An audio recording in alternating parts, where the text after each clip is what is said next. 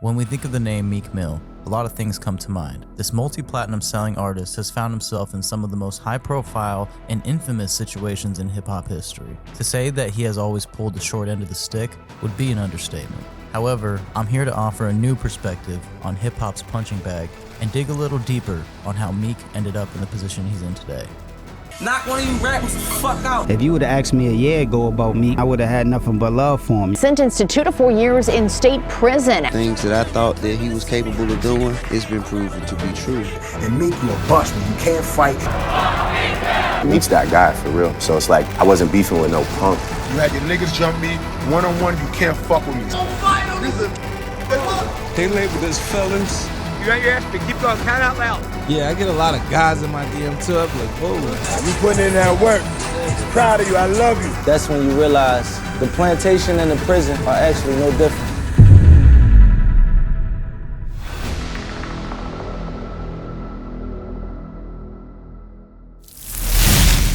Meek was raised on the north side of Philly with his mom and older sister after his father was murdered during an attempted robbery when Meek was just 5 years old. Thankfully, one of Meek's uncles was a well-known DJ in Philly and had introduced Meek to hip-hop, which would change Meek's life forever.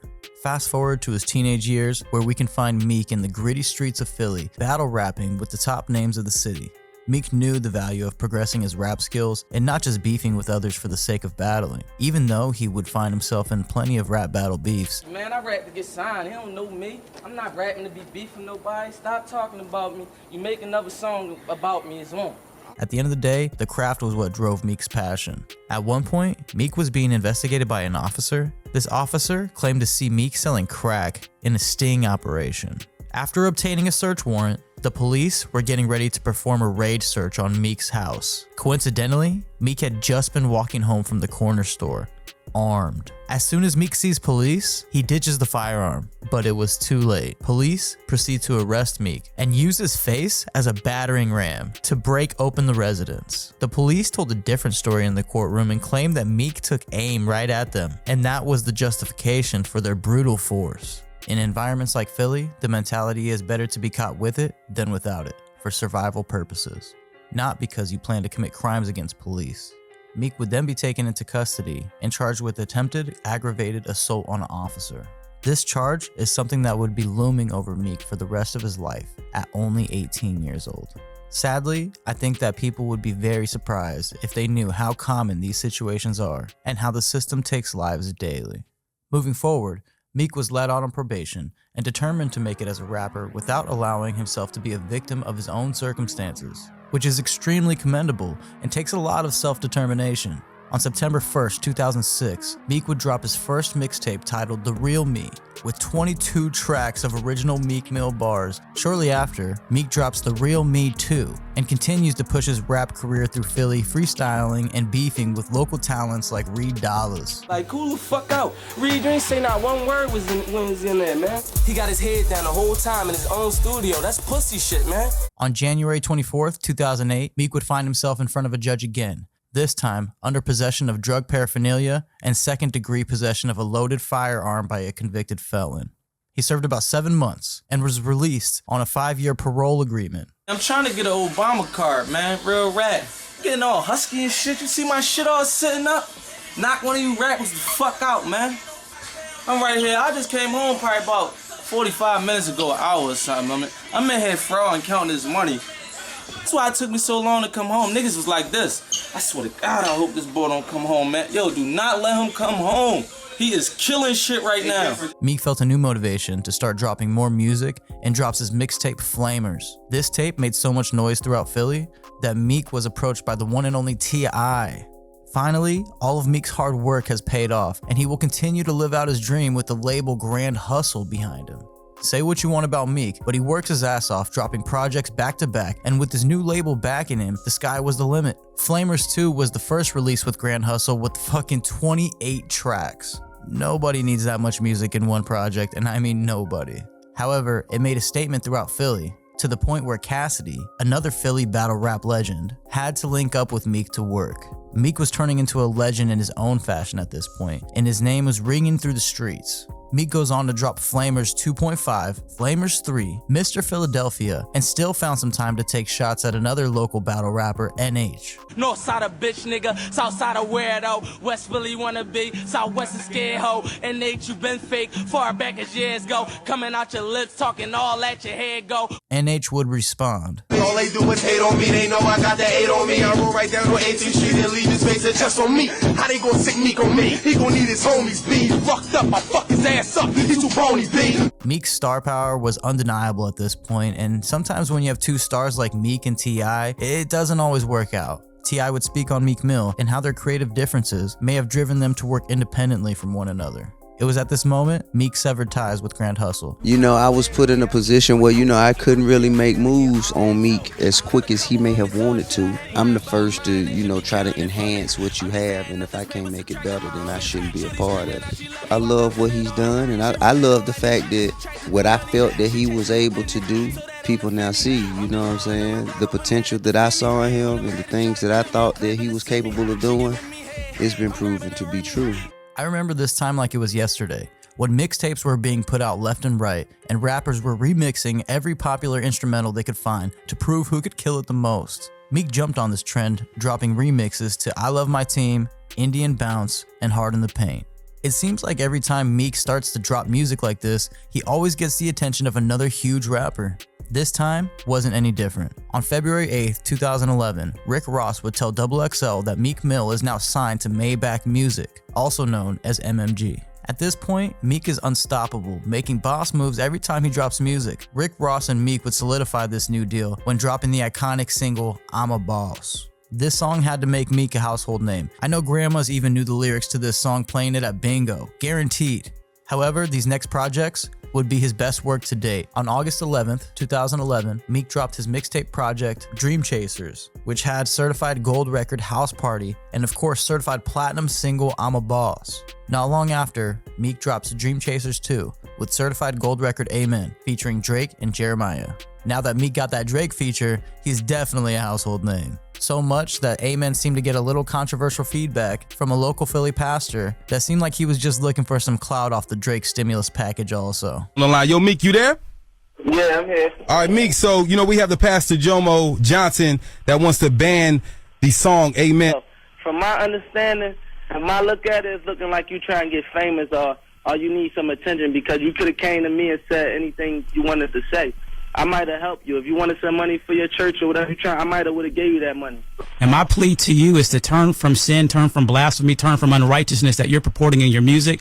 This wasn't on Meek's radar for long, considering all of the momentum built up from Dream Chasers 1 and 2. The Dream Chasers nationwide tour was about to be underway. 16 cities in 30 days, Meek had finally made it big time, even dropping a movie titled Streets, about what life is like in the streets of Philly, starring some local legends including the young Gilly the Kid. Meek would not slow down. On October 30th, 2012, Meek drops his debut album Dreams and Nightmares, which went certified gold and hit 165,000 album sales in the first week. This album was an instant classic with certified gold record Burn. And finally, the song that has been played everywhere in celebration, certified 2-time platinum single Dreams and Nightmares, aka the intro. This song alone put Meek everywhere, including the Philadelphia Eagles locker room to celebrate their Super Bowl victory.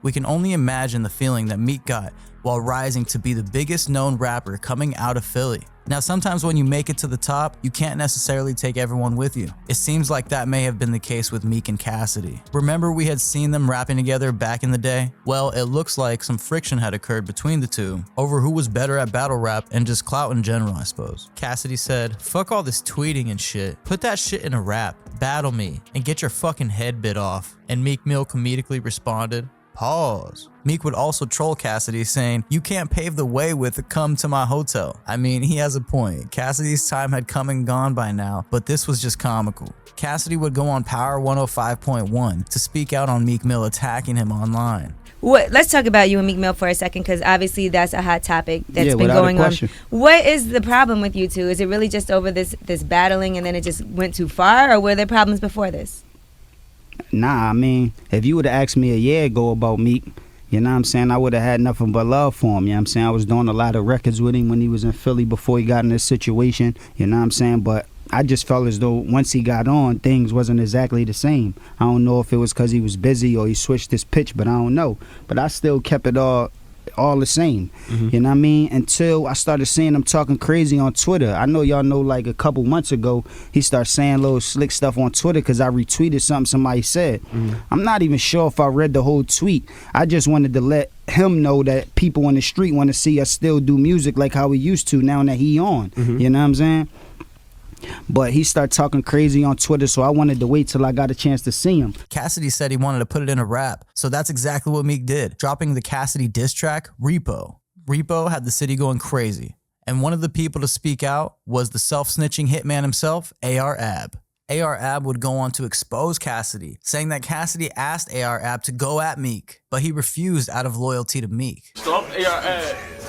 I'm the nigga like what Meek said, and you ain't put no food in AR-Ab and all that. Like when he said, my dog caught a body for you, he ain't getting nothing from it. He's talking about me, man. I caught a body. I ain't getting nothing from it. A lot of niggas on Twitter saying, damn, Ab, go at me. Why?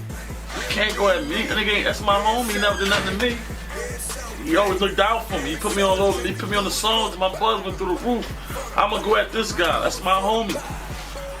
Niggas saying you know, do I got a problem with Cass? I don't have no problem with Cass either. I just got off the phone with Cass. You know what I'm saying? Cass asked me to get involved in that. Actually, I told Cass, I put a homicide for you. And I ain't get shit from it. Like plain and simple, I'm broke. I came home broke. 2 years, Cass never sent me $1. Why should I jump out the window and go at Meek Mills when, you know, you got a real nigga, got some real niggas around him. AR-Ab says that Cassidy is rapping about bodies that AR-Ab actually caught. You didn't catch nobody. Everybody know you didn't. You living off my name. You put a whole album out behind catching a body, and you ain't catch one. I think you was gonna break me off because you living off my wreck. You ain't give me $1, man. On that syrup, and I ain't even got no perks in it. I know my niggas saying I got perks in it.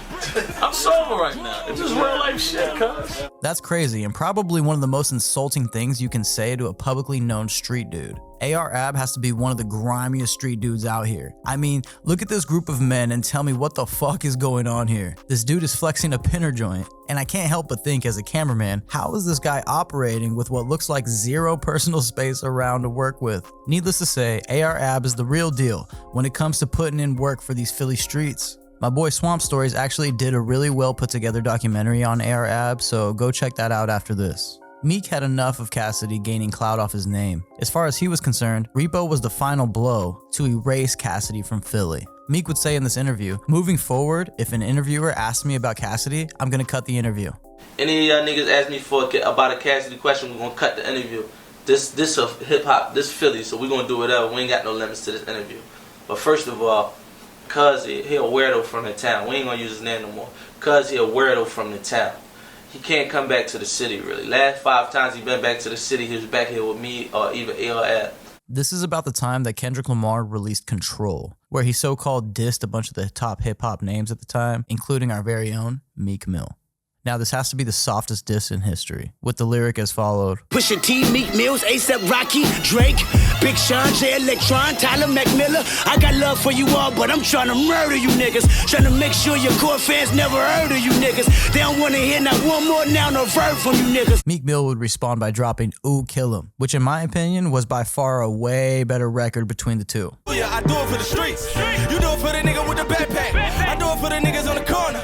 Try and make a meal ticket with a crack pack. I mean, Meek's lyricism and cadence alone are just something to be studied. He's got serious skill. Then, out of nowhere, Cassidy decides to finally drop a response diss track to Meek, titled Catch a Body. And I say finally because Meek dropped Repo back in January 2013, and we are now in September. 9 months is crazy, and a bit clout chasey after Kendrick had just dissed Meek Mill in the meantime. Cassidy starts off his 8-minute diss track with a solid "fuck Meek Mill" and anyone associated with Meek. Look, fuck Meek Mills, Dream Chasers, MMG, and whoever else affiliated with that bitch ass nigga. Wow, now talk about a crash out. Meek would keep his word in not responding to Cassidy moving forward and instead would drop Dream Chasers 3. Now throughout Meek's rise to fame from 2012 to 2014, he may had found himself in a few probation violations, entailing getting pulled over and the car smelling like weed, leaving probation boundaries to throw underground shows, and not going to etiquette classes appointed after his fans were cyberbullying his probation officer. I can't make this shit up.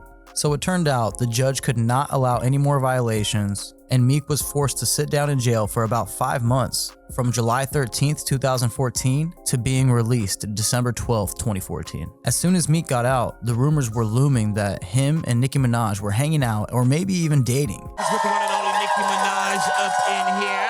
And you have 2 tracks with Meek Mill on this album. How did that happen? You have Big Daddy. Meek Mill, how you feel? Hello. Yeah. And we are just seeing Meek Mill back he's been released from prison. So getting him on Big Daddy, that was the first time we heard him. Yeah. How did that happen? He had his people send me both of those songs for the Pink Print, actually. Is she dating Meek Mill? She's not. Yeah, okay. Why would you ask them that? Because they know everything. Kicking off 2015, Nicki Minaj would announce her North American tour called the Pink Print Tour, scheduled to start July 2015, where Meek Mill was seemingly the lead opener, followed by Ray Shremmer, Tinashe, and Dej Loaf, which in retrospect is a pretty solid lineup. With the timing absolutely perfect, Meek drops platinum album, Dreams Worth More Than Money, on June 29th, 2015. Which racked up 246,000 sales in the first week. This would definitely be the best-selling album of Meek's career, with certified 2-time platinum record All Eyes on You, certified 2-time platinum record Rico, certified gold record Bad For You, certified gold record Jump Out the Face, certified gold record Lord Knows, and certified gold record Check. Needless to say, this album went down in hip-hop history. Meek would go on a press run for the album before heading out on his tour with Nicki. During an interview with MTV, Meek talks about Nicki Minaj holding him down while he was locked up. Were you and Nicki able to communicate while you was in jail too? Yeah, towards the end we always was talking the whole time. You know, she was a part of holding me down through that situation, so you know. And I guess he would watch Nicki's music video, Anaconda. Were y'all able to watch TV? I know the date. Yeah, we watch TV sometimes in there. Yeah? Yeah, I was telling you, we used to watch Nicki Minaj video on TV all the time. 100 in the day run watching Anaconda. Where Nicki is seen giving Drake a lap dance, which again will be kind of foreshadowing to some events following soon after. In this interview, I also want to point out that Meek had given Nicki some sort of fucking promise ring. The ring that she wears, what's the truth behind that ring? Yeah, it's just a friendship ring, a gift to her, a gift of my love. She held me down in a certain situation. I make sure I just give her that right now for a gift and hold her down. So as a homie, if I was to help you out with something, would you like give me a chain or a watch? Yeah, if it was my friend, I just bought my watch a friend the other day. My friend a watch the other day. Sway is hilarious for that. Meek would soon go on The Breakfast Club, and Charlamagne does what he does best and tries to troll the guest by asking Meek Mill about Nicki Minaj's clout being the reason Meek sold so many units the first week. And Meek keeps it real. He really has had a consistent trajectory reflective of his hard work and dedication.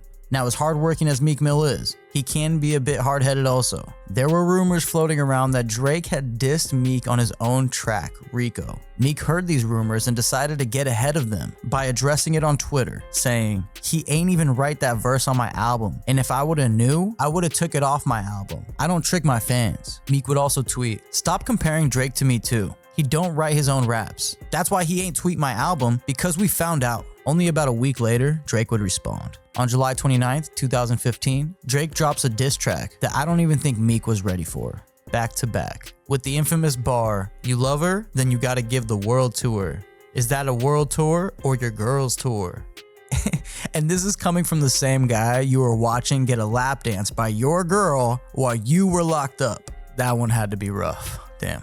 As if that wasn't bad enough, Drake then dropped Charged Up, which was another direct Meek Mill diss track. In response, Meek Mill would drop Wanna Know. But you probably didn't hear much about it since Drake kinda overpowered this whole feud. Keep in mind that Meek had just started his tour with Nicki, and while Meek was out following Nicki on her tour, Drake was performing at OVO Fest, about to pull off the largest troll that anybody's ever seen. During the performance, Drake had a slideshow of every Meek Mill meme he could find on the internet, playing on a Jumbotron, so that everybody in the audience would share these posts to social media, which amplified this troll to spread like wildfire. Yeah, trigger fingers turn to Twitter fingers. Yeah, you getting bodied by a singing nigga. I'm not the type of nigga that the type of niggas. Shout out all my boss bitches like niggas. As if it wasn't bad enough that Meek was being dragged through the mud publicly, well, I guess his parole didn't necessarily grant him permission to go on tour with Nicki. So they placed him on house arrest from March 1st to June 1st, 2016. Since Meek couldn't leave the house, Nicki came to the house to celebrate his birthday and brought him some jewelry. Happy birthday! Hey, cool, yep, this was the one I was looking for. You can't get this from the regular degular. You know what I mean? Yeah, where about no average bitch boy. You know what I mean? Don't you ever motherfucker forget that. As if it wasn't bad enough that Drake bodied Meek in their beef, out comes the game with some more words for Meek. And Meek, you know you can't fucking put hands on nobody, nigga. You a buster. You can't fight. You ain't gonna shoot shit. So stop fronting for these Instagram followers. I'm fucking you up on sight, nigga. The next day, Meek drops a diss track towards the game titled Ooh Remix, featuring Beanie Siegel. The game would then go out to Meek's hood to hand out money and eat Philly cheesesteaks, taunting Meek, telling him to pull up. The following day, the game would drop his Meek Mill diss track, Pest Control. After this diss track came out, the game would not let off, constantly taunting Meek Mill on Instagram after a video came out of Meek Mill's entourage knocking out Beanie Siegel. Yeah, the same guy that was on the game diss track with Meek.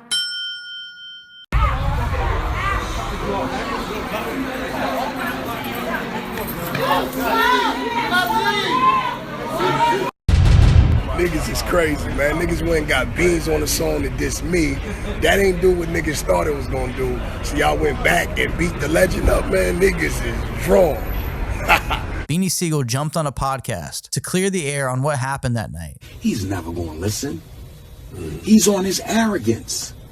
He's never gonna listen because he on his high. He come from nothing to having something. He ain't take his fall yet. He don't know the same people you see going up is the same people you're going to see when you come down. And also makes claims that the real reason Meek hates Drake is because Nicki fucked Drake. So what's the real reason why you mad? What's the real reason why you was mad at Drake? In my point of view, you was laying in the bed one night, you rolled over and you looked at it, cuz, and you asked her, you fucked that nigga. And she ain't answer you in the way you wanted to.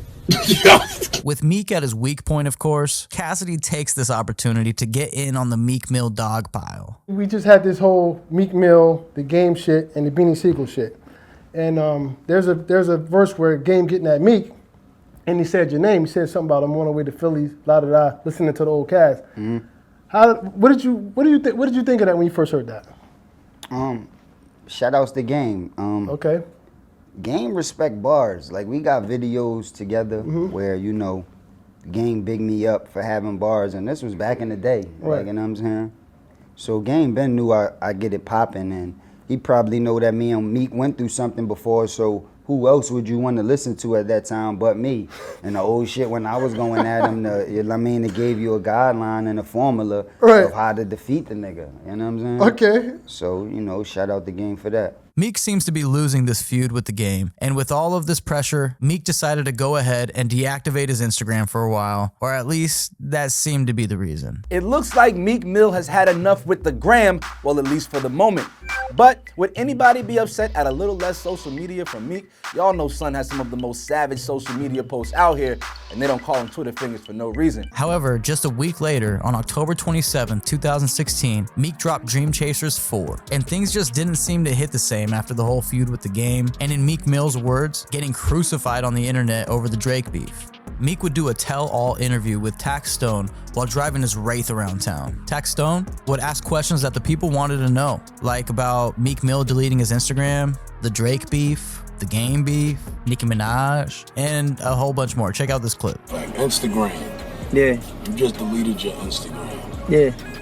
Niggas called me about that. I was befuddled, as me and Nori say. Like what triggered that? I just cut my shit off for a minute. I'll be on that shit too much. You know what I mean? I got a lot of things going on in real life. And now, since all that funny shit been going on the internet, we call this the circus, and I stepped out the circus, period.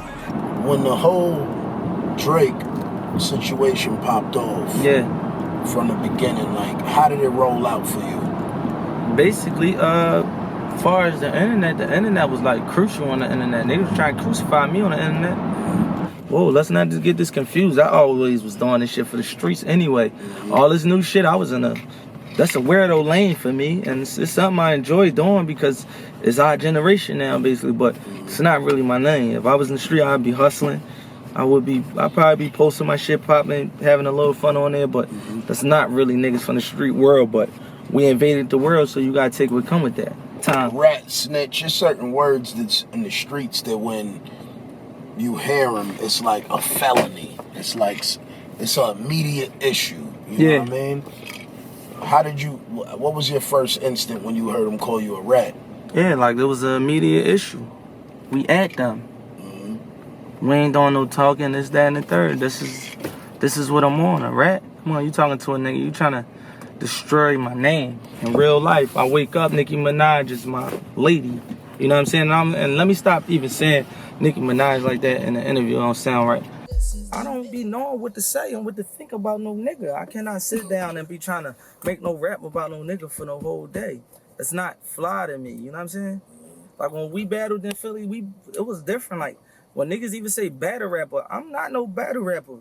When they were saying like Future came at you a battle, I'm like, she ain't talking to me. I ain't no battle rapper. You know what I'm saying? And just like that, Meek Mill has allowed the internet to break him, and he now says, I am not a battle rapper. I mean, yeah, you are. The contradiction in these statements makes me cringe for Meek. It would be soon after this interview dropped that Meek Mill would then again delete his Instagram. Kicking off 2017, Meek does an interview with Power 105.1, and he seems visually anxious. He can't stop messing with his hat at first, and then his body language just seems odd. On top of that, he may have made some comments comparing his relationship with Nicki to World War III. It was a weird time for these two, and it would all come to an end shortly after.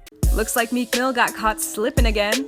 The MMG rapper has once again deleted his Instagram after posting a cryptic message fans have suggested was aimed towards his ex-girlfriend Nicki Minaj. Last Thursday, Mill posted a photo to his Instagram page sitting in a driveway atop a luxury vehicle with a caption reading, "Left my Bent in her driveway, her ex embarrassed, #pull up."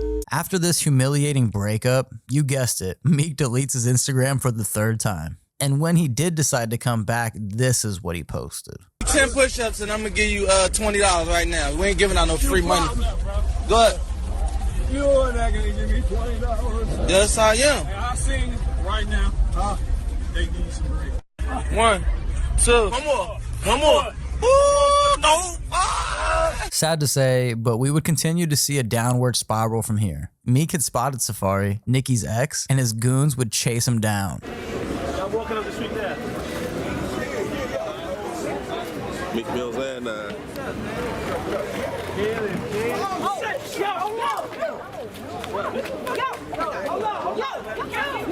Safaree guy's been attacked by Meek Mills. Safaree's guys just got attacked by Meek Mills. Safaree then took to Instagram to explain his side of the story. And straight up, I hopped out the whip, saw Meek, he hopped out, then I just got snuck. Niggas jumped me, whole bunch of niggas. Meek, you are the biggest pussy on this planet.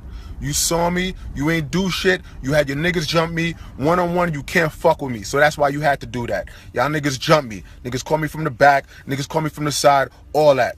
All white, I'm still clean and I still got all my shit on. But my nigga, the way you move like a bitch. You act like you the hardest nigga on this planet. You are not hard, my nigga. You roll 20 deep everywhere because you're scared to death.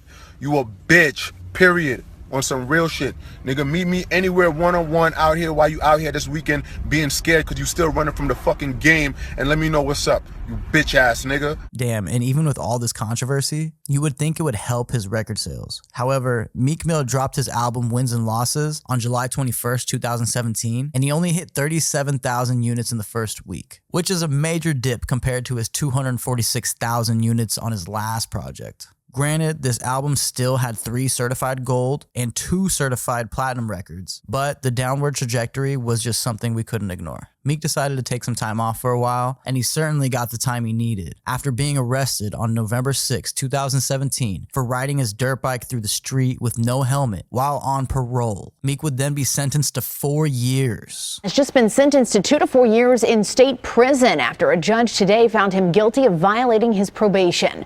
This is video of the 30-year-old rapper whose real name is Robert Williams arriving for court in Center City this afternoon.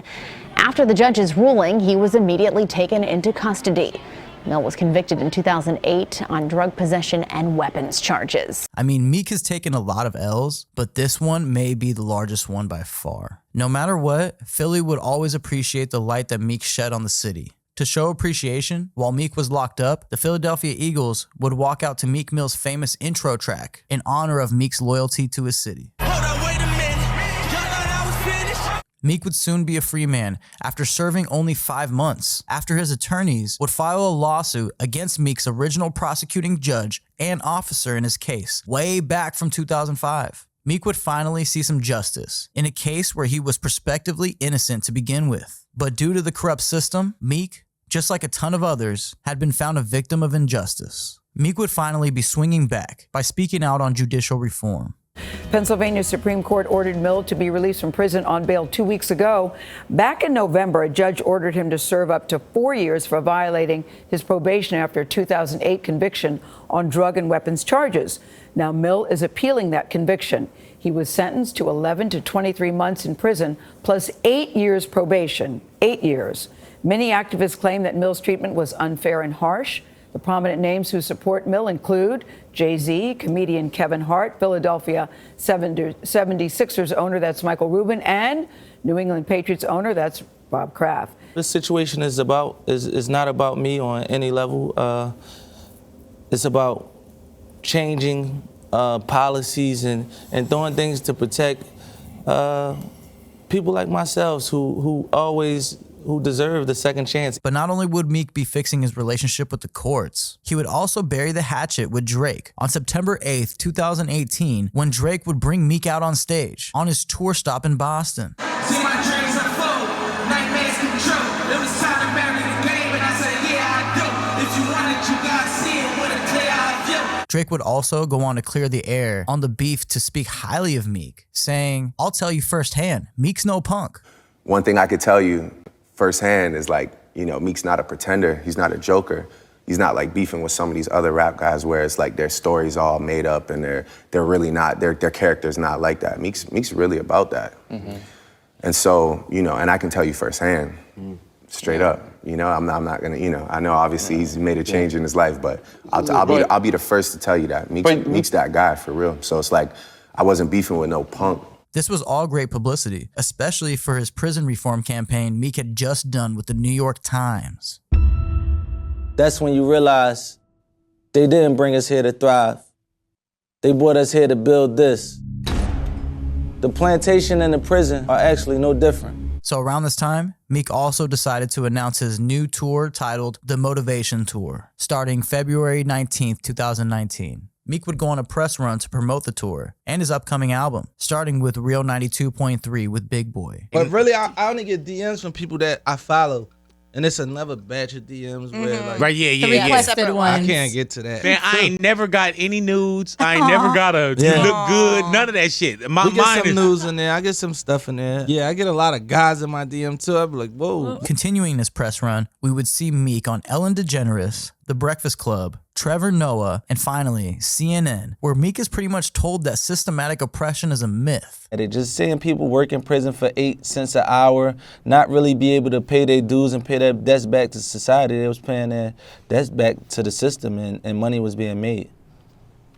I know, but in the video you say this is part of the plan, that it's all about subjugation of African Americans. And I'm not understanding where's the evidence for that. That we have an unfair system? I get it. Yeah, but that it's all part of a grand design, I'm not seeing. I mean, come on, for real. And in the midst of all this, Meek dropped his album Championships, which sold about 42K first week, but that was neither here nor there. Meek was about to head out on tour with Future when he got the news. On July 24th, 2019, Meek finally got his appeal granted, and his conviction of attempted aggravated assault on an officer had been overturned. Meek would get a new trial on August 27, 2019, and plead guilty to just a misdemeanor gun charge. Granted, we are already over a decade past the incident, but nonetheless, Meek had shown the world that they can fight back too. Shortly after, Meek Mill would drop his documentary titled Free Meek to share his story with the world. Now, with 2019 really being Meek's heroic arc, by 2020, he was back on his bullshit, beefing with everyone from Nicki's new husband to the troll himself 6ix9ine. Meek then runs into Nicki and her husband, and they get into a shouting match.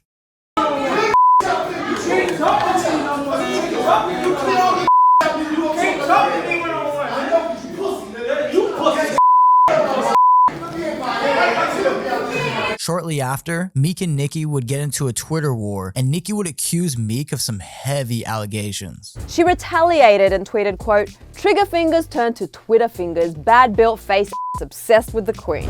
But in one of her posts, things got really serious. Nicki put Meek on blast and accused him of physically hitting women, and it wasn't long before Meek responded. In a series of tweets of his own, Meek tries to disprove Nicki's claims and calls out Nicki's brother, who is in prison at the moment for predatory sexual assault and child endangerment. He said, quote, "The only way you can try to kill my career is to say I beat women. Talk about your brother convicted of and Beanie knew and paid for his lawyer. You know I know. You want me to crash with your boyfriend and I won't." This was about the time that 6ix9ine had snitched on an entire New York blood gang. And as soon as 6ix9ine got out on house arrest, he went on IG Live to address everyone calling him a rat, including Meek. I'm gonna start off with Meek Mill, right? I'm gonna start off with Meek, right? And look, you need this clout. I'm not clout chasing because I got more followers than you. I'm more popping than you. You know this, right? Meek Mill, Desiree Perez. Let's find out who's Desiree Perez. The story that spooked Dash revealed how Perez, the wife of longtime Jay-Z wingman Juan Perez, became a cooperating witness for the DEA in the 1990s. Again, this is public information. You see Meek Mill right here with Desiree Perez. Remember Mike Rubin? Well, this clip went viral and it got people really questioning the relationship between the two. And side note, with all this Diddy stuff going on, that's definitely something to consider while watching, but we'll get to that later. Why are you doing bunny hops, Meek? Because you got your ass beat in tennis. You got your ass beat. Keep going. Count out loud. Keep going. Don't cheat on your bunny hops. They suck. Your bunny hops suck. Then the very next month, Meek gets caught slipping by 6ix9ine outside a club. You's the best, nigga. You's the What y'all fight? What y'all trying to get me in trouble? Huh? This nigga trying to run up on me and get me locked up. Why you pick me? What did we do to you, 6ix9ine? Why the you trying to take me out the streets? Then just a week or so later, there was a leak that entailed some distasteful Meek Mill bars involving the late Kobe Bryant. I wanted to chime in on this whole Meek Mill Kobe lyric thing. Meek rapped a punchline that said, "This bitch I'm fucking always tell me that she love me, but she ain't never showed me. Yeah, and if I ever lack, I'm going out with my chopper, it'd be another Kobe." And all the blogs picked this up and they said it was really insensitive. Finally, Meek drops his album Expensive Pain on October 1st, 2021, which sold a painful 10K units in the first week. Damn, that was really bad. Now, we wouldn't really hear much from Meek for about a year or two after that. Meek dropped his collaboration album with Rick Ross, Too Good to Be True, on November 10th, 2023, which sold 31,000 units in the first week. Not as bad as Expensive Pain, but still bad enough for 50 Cent to troll Meek over the sales. However, it had seemed like Meek had finally taken the high road and focused on passing legislation in the pursuit of prison reform. It's an effort that got some superstar support from Philadelphia's own Meek Mill, with a look at the legislation being called groundbreaking today. We all grew up in the streets, and we try to be better, but they labeled us felons, sent us back to jail. I had to fight against that the whole time. I mean, we could probably do without the waterworks, but the message is there. Now, if you made it this far in the video, you're a legend. Thank you so much. Not to mention, you probably already know what comes next. Man, you doing it, man. You deserve it, Daddy. You putting in that work. Proud of you. I love you. On February 28th, 2024, Meek had found himself in the middle of this whole P. Diddy lawsuit going on. There was this viral clip of an odd interaction between P. Diddy and Meek Mill. Twitter was going crazy with this info, and I'll be honest, Meek was not doing a very good job of defending himself against these allegations. Tweeting things like, "When I got a girl around me, I'm fucking her twice a day. Ask some of your favorites. Pussy don't control me, but it's like a high.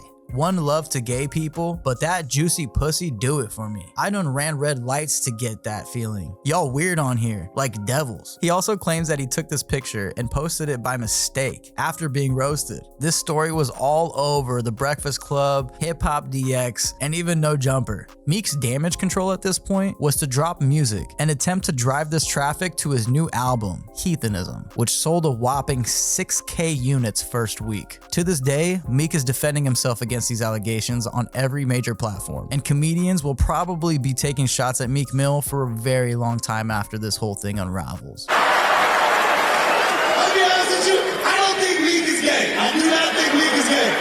But he is incredibly bad at proving he's straight. However, Meek Mill's story is definitely one that will go down in hip-hop history, and maybe even American justice history, it seems. But nonetheless, I hope that Meek can eventually put his negative past behind him for good to pursue the things that make a positive difference in the world.